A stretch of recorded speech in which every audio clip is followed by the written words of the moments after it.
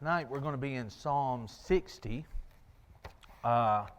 This psalm is one that's attributed somewhat maybe to 2 Samuel 8 or 2 Samuel 10 or 1 Chronicles 18.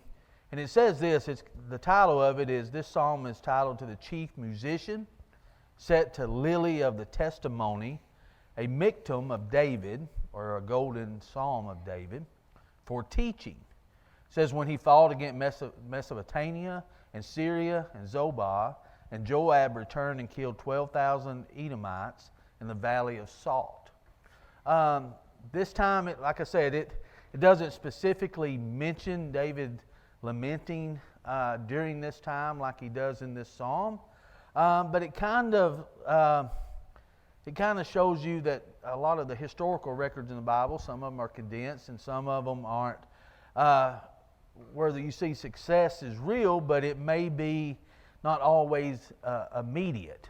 But nevertheless, I think this is a time of David's early reign. It kind of seems like there was a time where David was off fighting and was having victories. And in doing that, if you remember, Israel was attacked and was defeated a few times while David was off. So you had an army that came in that decided to kind of come in from the back as David was out fighting. They kind of snuck in and had enjoyed a victory against Israel. So you have David kind of in the middle of this victory of okay, I was able to do this, but while I was doing this happened. And you see him struggling with that. You see him struggling with while they were defeated. And one thing that I really appreciate about David, he attributes any defeat, anything that is going on as the only reason they were defeated was because they did something that wasn't right and God wasn't with them. And that's really what it boils down to. What we see over time, especially throughout the Old Testament, the things that God says, He doesn't make suggestions. And it's not like that God wakes up one morning and depending on how He feels or depending on what His mood is, whether He was going to be with Israel or not.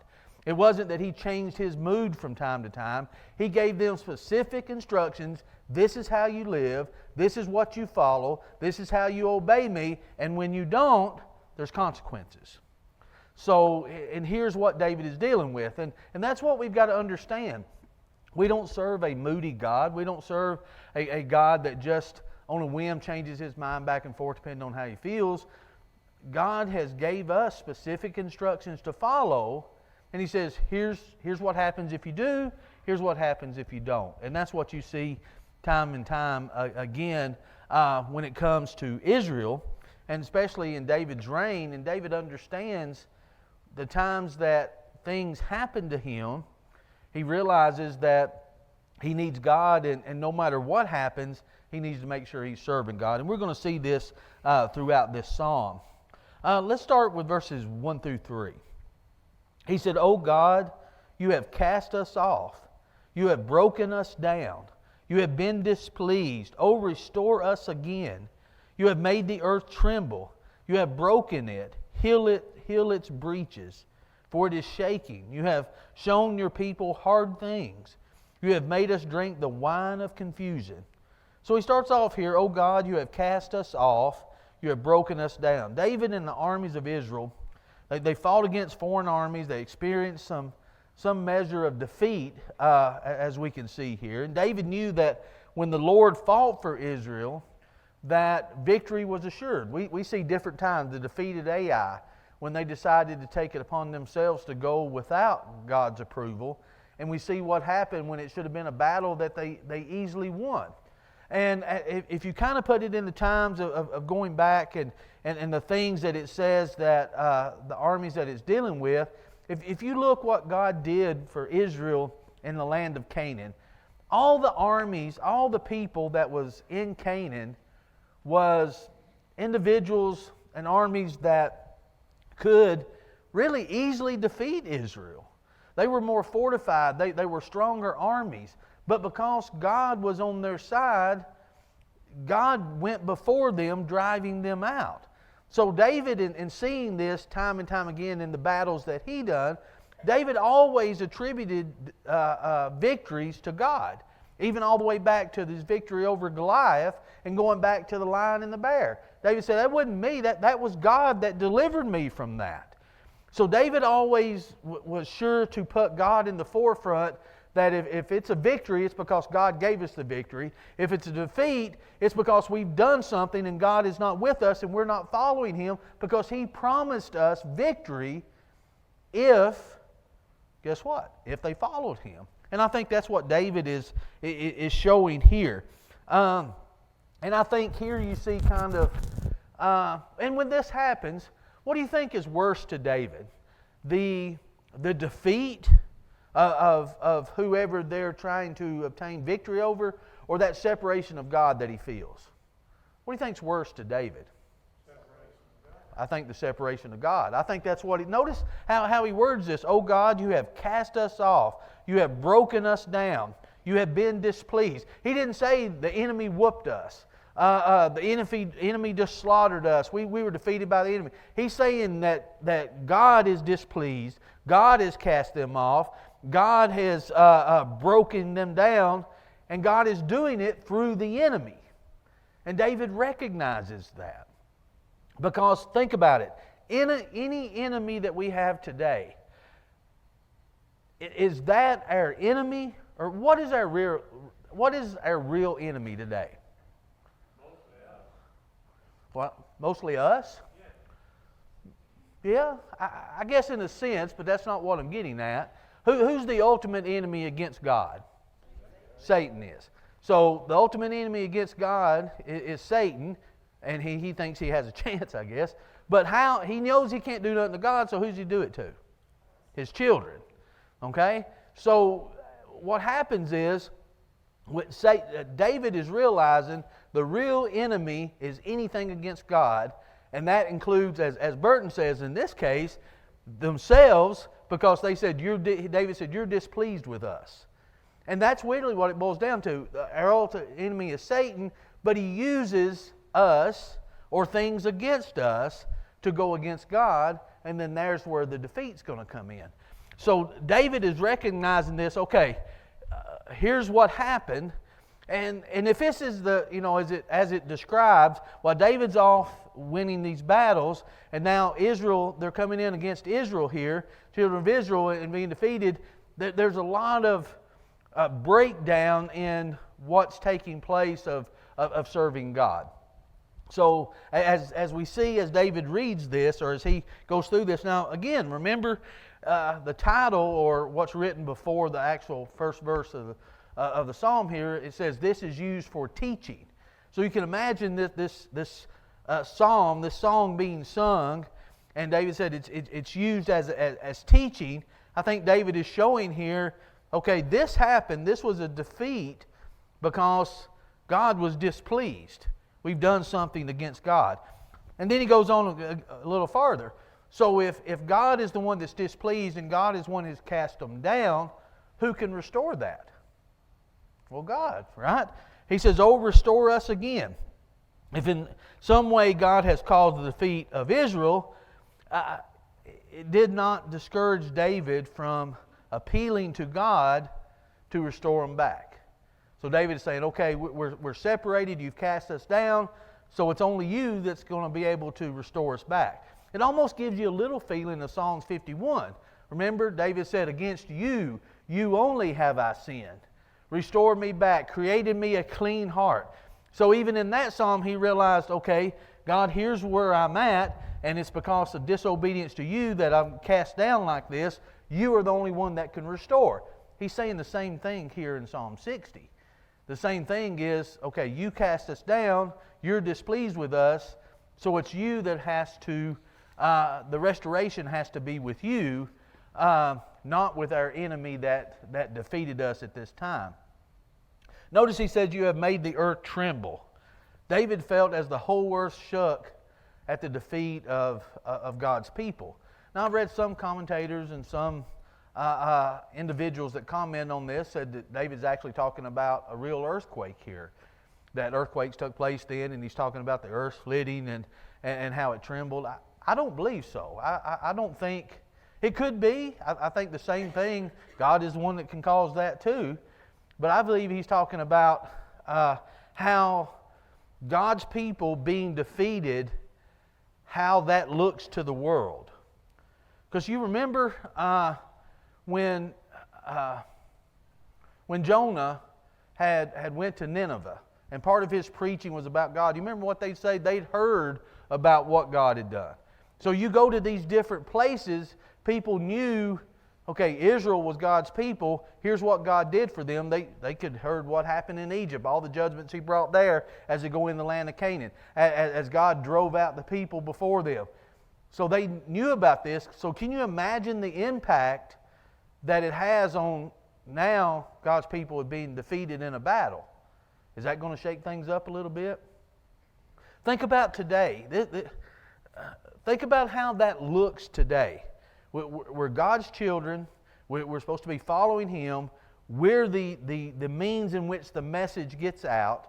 And the world is watching all of our victories that God has overcome things for us. But what about when we are disobedient to Him and something happens because of that disobedience? Now the world sees that. What happens to influence? What happens to that message getting out? What happens to what God is trying to do? Well, that's hindered, isn't it? Well, you can imagine what this looks to the world too, and I think David uses the right language about how he says, you made the earth tremble, you have broken it. He said, heal it. And then he goes on and says that you have shown people hard things, you made us drink the wine of confusion. Israel's defeat here was, I think it was hard for them to understand. I think it was hard for them to understand why they were defeated in these particular battles and why God allowed that to take place. And I think as they kind of tried to evaluate the situation, I think it was confusing to them. It's almost like we can get to a point of almost like a spoiled child being told no for the first time. That confused look like, what? You tell me no? You know, you're going to spank me? I don't get spankings. You know, I'm the chosen one. I don't get, you know. I think sometimes Israel could be like that. They could get to a point, okay, we can do no wrong here. And then when we're going to go out just like the defeated Ai. But I'm sure this defeat also, they get in a situation where they get overconfident and they go against God. Now they're going to get defeated, and it confuses them. What happened here? What went wrong? You know, I thought I had all this planned out. I thought I was doing this. I thought I knew what was right, and that's the problem. They thought they knew what was right instead of following what God said. As David says here, he says, you have shown your people hard things. You have made us drink the wine of confusion. Well, the Bible tells us God's not the author of confusion. So it's not God that's saying, okay, I'm going to do these things just to confuse you. They're confused because they're not following God. And now they're suffering consequences before it, and they thought they were the golden children, and now they don't know what to do with that. And David, I think, is trying to struggle with it, because if it's that time period in which that it says in 2 Samuel there 8 and 10, or 1 Chronicles, that tells of these victories that David had and things that took place, while David's having these victories, and now this is happening to Israel, it's got to be confusing to him. It's got to be, okay, how am I supposed to feel about this when I'm having success here, but this is happening back at home? You know, it's kind of like when Moses was up on the mountain, you know, he was having that talk with God and everything's fine. Look what they were doing, acting like a bunch of banshees down there creating a golden calf. You know, it's almost like you've got two different separate things going on at one time, and it can be pretty disturbing. But we got to make sure not to fall into that same trap of thinking, you know, I can do no wrong, and then when something happens, we're very confused at, well, how did this go wrong? You know, I've had moments like that in my life. I thought I had some things figured out. I thought I had the perfect plan, and then when it goes wrong, I stand there with my, you know, jaw hanging down to the ground thinking, how did this go wrong, you know?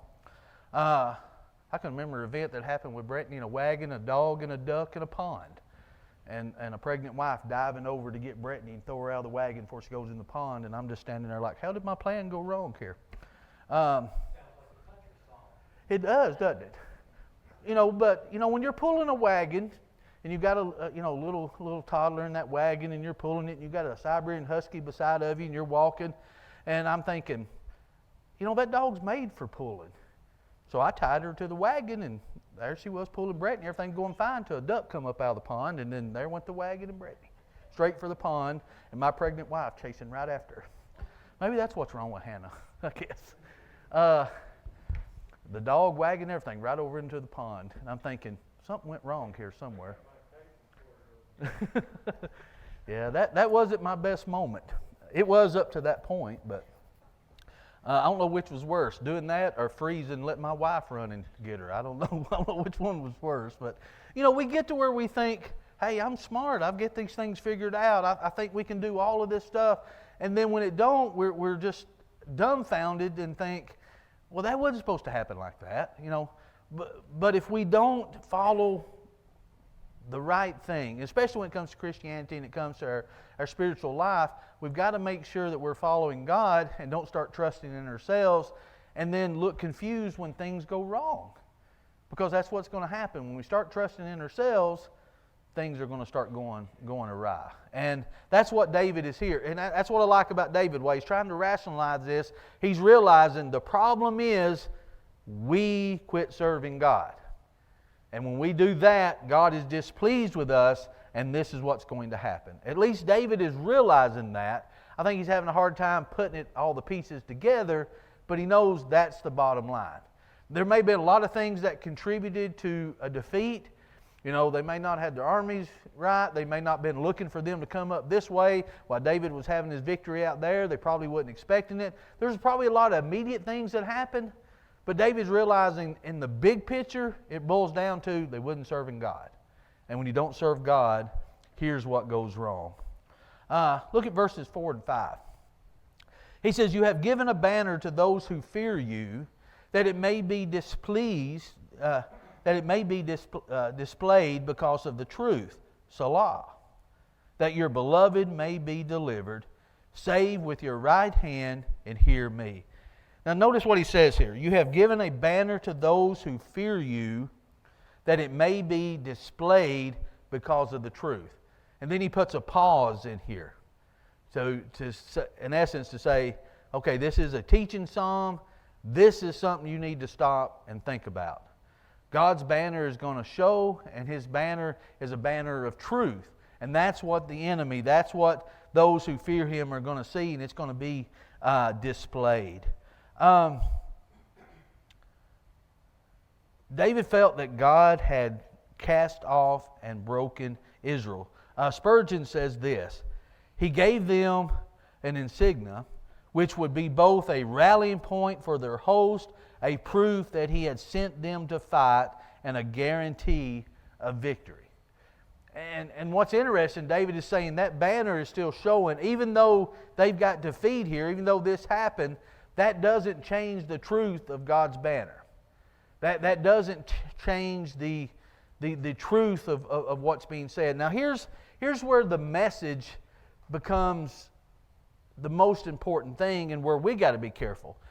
Have you ever been studying with someone and talking with someone about the Bible and having a Bible study with them or having a discussion with them, and you're talking to them about a situation, and they'll say, well, I know so-and-so and they did this, or I know so-and-so and they're doing this, or, what about...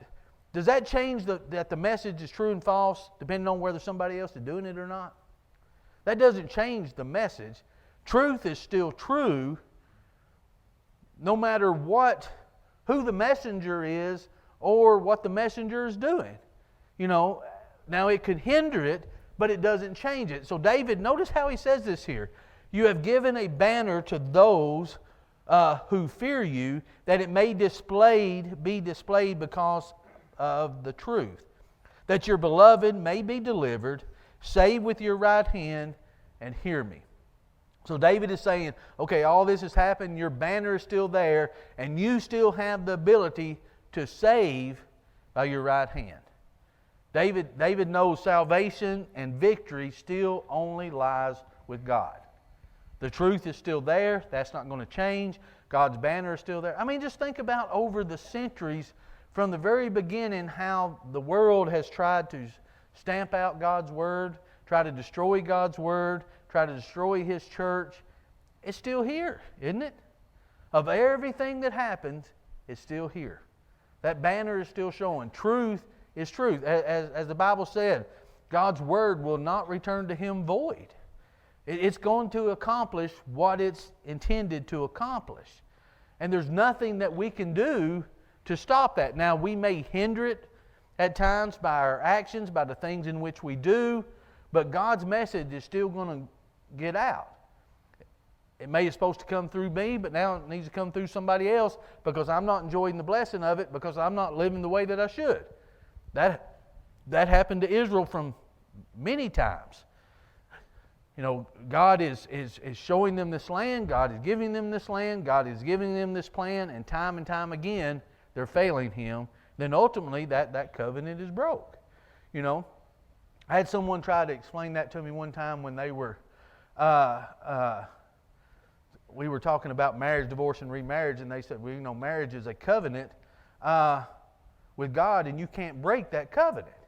I said, well, that's absolutely right. Only God can. They said, no, God won't even break a covenant. Well, ask Israel about that, did He? Of course He did. Look what Israel did. And the point I was making that in talking with him, you know, yeah, I can't break that. Man doesn't have the right to separate what God has joined together. Only God can do that. And God gives His stipulations for, if you do this, this is what I'm going to do. This is how that goes. Well, that's the same thing here. God's truth is still going to be there. You know, well, what happens if I don't follow it?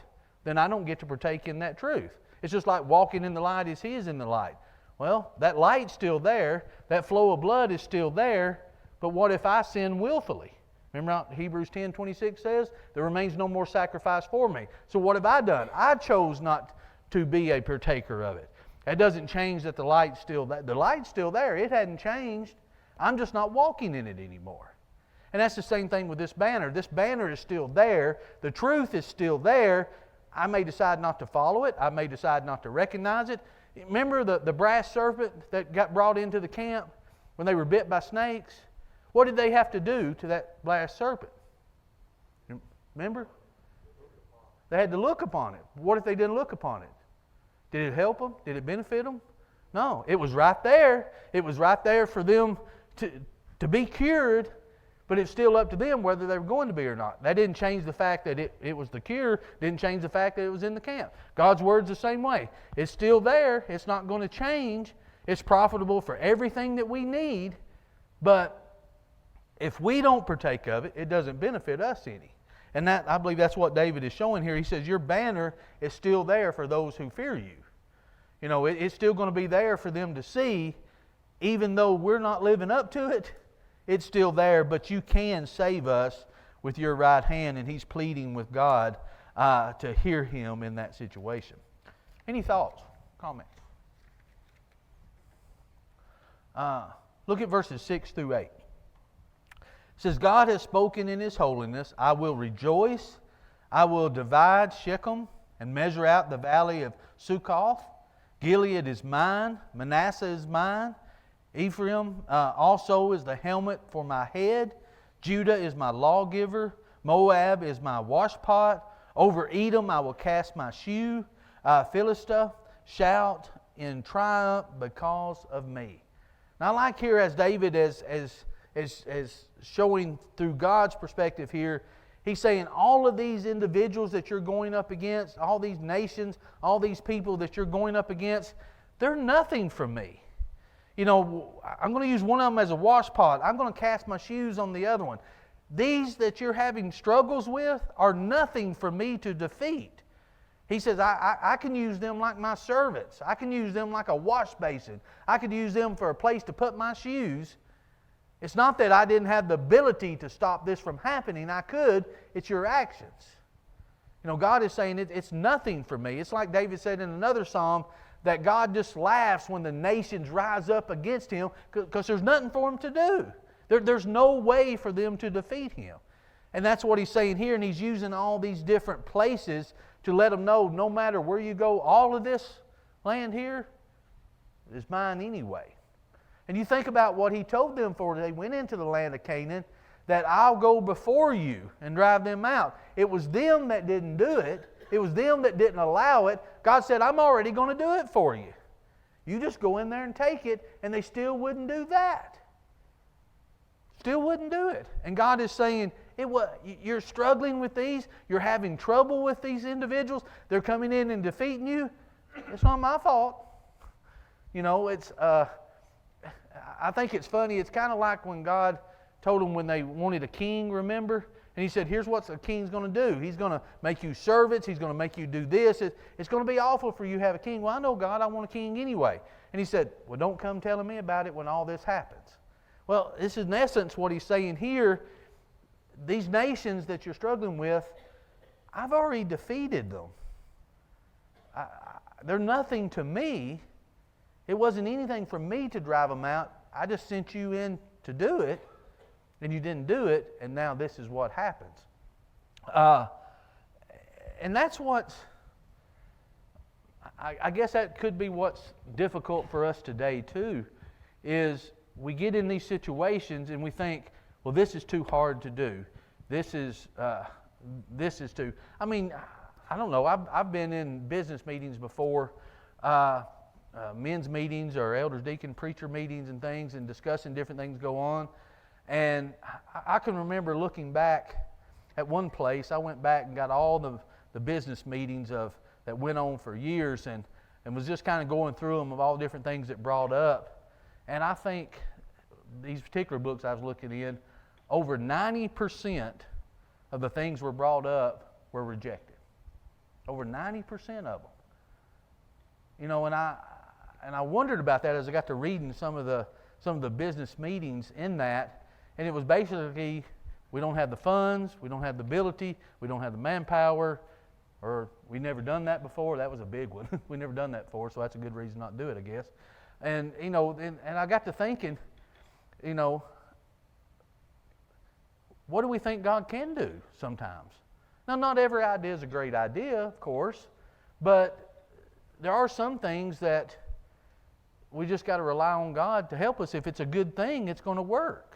If it's what we should be doing, it's going to work. If it's not, then it will show itself pretty quick and we move on to something else.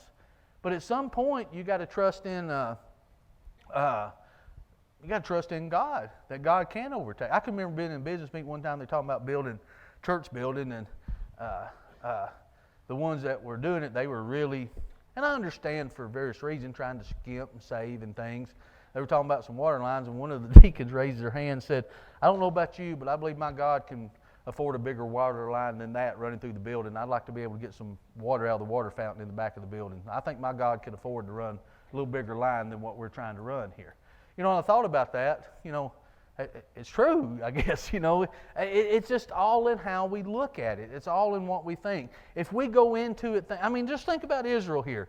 If they entered the land of Canaan with the thought process that Joshua and Caleb had, in which the ones that got to enter in did have a better attitude to begin with.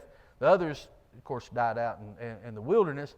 But if they kept the attitude of, we can do this, we can accomplish this, because God said we could, God goes before us, nothing can stop us.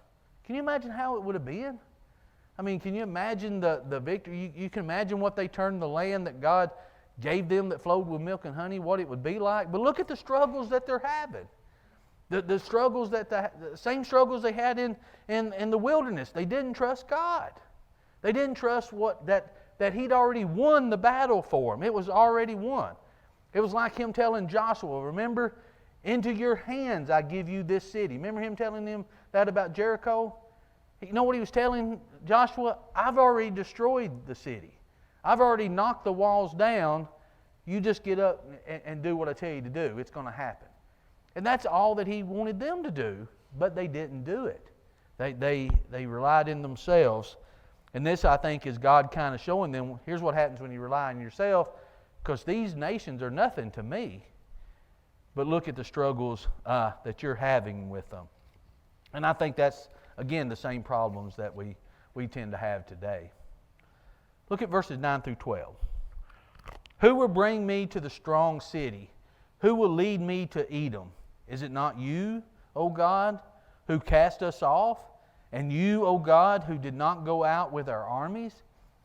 Give us help from trouble, for the help of man is useless. Through God we will do calamity, for it is He who shall tread down our enemies. Boyce said this about the strong city. He says, when David speaks of the fortified city, he can only mean Petra, the most inaccessible and apparently that had a mountain and a stronghold of Eden. In other words, there was no way to attack this city. Only God could give victory over a fortress like that, and David knew it. He said that's what he's crying out to here, and it very well may be. And what David is saying is, it's you, God. You know, we're defeated because of you, and we have victory because of you. But our defeat because of you is because we're not doing what we should. He said, for the help of man is useless. You know, David, as a king, he couldn't call other kings and other nations and say, come join in with us, we'll go take these cities. He said, that's even useless to do. I can't gather other help to do it. It's not going to do any good. Only you can do this for us. Only you can be that help. Only you can be that victory for us. He says, though God, through God we will do this, if it is He who shall tread down our enemies. So David is going back to the very beginning of going into the land, basically, and saying, if we just did what you said to do, we wouldn't have this problem to begin with. It's you that goes before us. And if you don't go before us, there's really no use us going. What are we going to do? What are we able to do? You know? And I think that's a pretty good motive. I mean, think about it as a Christian. If we're going this alone, if we just say, well, I can do this Christian walk by myself, what's the point in doing it? What are we going to accomplish? Where's the end going to be? You know, what do we actually think we're going to do? You know? It's like that one comedian said about his little 5-year-old boy. He tried to just run off out, and he said, what's your plan here? Where are you going to go? You don't know anybody but us. So you don't have a plan. There's nowhere for you to go. And I think that's how we are as Christians. You know, we just run out, but we don't know what we're doing. We don't know where we're going. We don't know how we're going to accomplish it. And then fear sets in. You know, the best way to overcome fear of something is what? Be prepared. The more prepared you are, the less fearful you're going to be. And the only way to be prepared is to do what God said to do to start with. You know, when I think back, there's nothing I ever faced that I was afraid enough that it stopped me from doing it if I was prepared for it. You know, if you're prepared as you can be, then what's actually going to stop us? And I think that's what David is showing here. He said it's vain for man to help. It's useless. You know, when you think about Saul and all that Saul tried to do against David, it was really useless, wasn't it? I mean, what was he really going to do? Did he really think that he was going to be able to kill David? Samuel had already told him what was going to happen. That's what made him so mad. Did Saul actually think he was going to change that? By his own devices, by his help of all the ones that were around him? I mean, think about it. All the resources that Saul had, he couldn't catch David. You know, that had to, you talk about a thorn in the flesh of somebody, that had to be with Saul. You know, how that had to look to the people, how that, you know, you look at it from, you know, we always try to look at it from David's point of view of being on the run and all things he went through, but you look for it on Saul's point of view, I mean, that had to be embarrassing. And it was embarrassing. That's what enraged him so much. But David always thinks, and again, I think it just shows the character of David, is thinking about God, of realizing, okay, how does this fit in the picture of God? Here I am. Where do I fit in God's plan? Here's God's plan for me of what I know already, of what He's revealed to me. So where do I fit in that plan? And David keeps constantly having to put himself in check. Am I still part of the plan like I'm supposed to be? And David realized time and time again when he wasn't, it was because he left it, not God. That it was God that was displeased, that God was the one that wasn't there. David went out just like Israel did. You know, they went out and strayed out on their own, and there was consequences to be paid for it. Any final thoughts, comments? I think we got about 5 minutes, so we have to say something.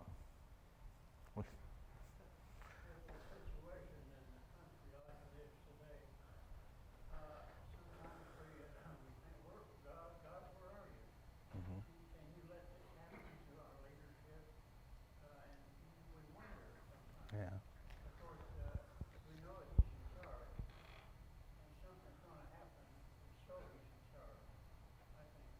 Yeah, and to me, that's a hard one. That falls in the line of providence to me. That's a hard one to figure out. You know, you look at the condition of our country. One, it's because we got like this, but two, is the ones in the leadership position at this time because that's who God wants there at the time, and that's what we need to chastise us. You know, you think, are they there because of our wickedness? Yeah. Are they there because God placed them there because of our wickedness? Yeah, I think it could be both. So, you know, you look at these things and you start thinking, and I think Jeff had made some comments about this in previous classes. You look at the history of other nations, of even superpowers, of where they start, where you start on because of oppression, and you fight against that, and then you get up to a certain point where it becomes excess. When it gets over excess, then you start declining back down. I think it all started, if you look at history, it all started back in '63 when they took the Bible off the teacher's desk in every room in the country. Yeah. That was the seed that was sown to cause all this Yeah. happening right now. We stopped by at Polishing the Pulpit and worshiped with the kids and them there on Sunday night, and I listened to John DeBerry and his lesson, and he actually said that in his lesson, that if you look back and seen in '63, them took the Bible out, and then 10 years later, the natural process is what? In '73, abortion. And you start seeing the natural process of how things go after that one event, then you start seeing the decline back through that. And that kind of stuck with me. I've been thinking about that for the last couple of days, him saying that. And then when he said that he paraphrased Ananias with Saul, because his sermon was on, can you pray through? And he said Ananias went up and told Paul, get your blind self up, do what God said. And I thought, okay, I guess that is what Ananias meant, I guess. But you start thinking about that. You start seeing how that decline happens. And did I summarize that right or wrong? Wait a minute, say that word again so my wife can hear it. 2 years ago, the Supreme Court reversed Roe v. Wade. Mm-hmm. So I just think it's bad, but there are good things that still happen, and there has always been sin and evil, like in Sodom and Gomorrah. And Yeah. I think sometimes we pay more attention because we're living in this. But had we lived in Sodom and Gomorrah, would we think today is as bad? Right. I mean, I don't know. I just Yeah. I try to look at the bright side. Every time I try to think about how hard it is as a Christian, I think about one of Paul's statements when he was making a greeting. He said, to the saints in Caesar's household. Can you imagine being a saint in Caesar's household? That couldn't have been easy to be, but if they could be a saint there, surely I can be a saint in Jackson County. You know, you start thinking in terms of that. You start thinking, is things really as bad as I think it is, or has it just been as bad as I've seen it? You know, because we're living in it. Jesus said, Father, why have you forsaken me? Yeah. At that moment, he had to, and he's the Son of God, but I'm not saying that with all this transgender and all this that's going on, these are evil times. I will say that. Yeah. But there has always been evil times. We're just the ones living through this particular part Yeah. of it. If Yeah. the world stands 50, 100 years from now, are they going to look back and say, well, it really wasn't that bad for you, Grandma? Yeah. I don't know. Yeah, I mean, you don't know. Every generation has their bad times to them because they're living in that. You know, you start thinking about the glory days of how things, you know, I think back, boy, when I was younger it was better, but I think back as a child too, there's things that I could tell you that went on too then, you know. But now I'm kind of like Israel looking back on Egypt. Boy, I sure had it good back then, you know, and I may not have as good as I thought that I did. But I think we do need to keep the attitude of David in whatever situation we're in, is always keep God at the forefront and ask ourselves first and foremost, have I done this because I've strayed away from what God wanted me to do? And that may be what's taking place.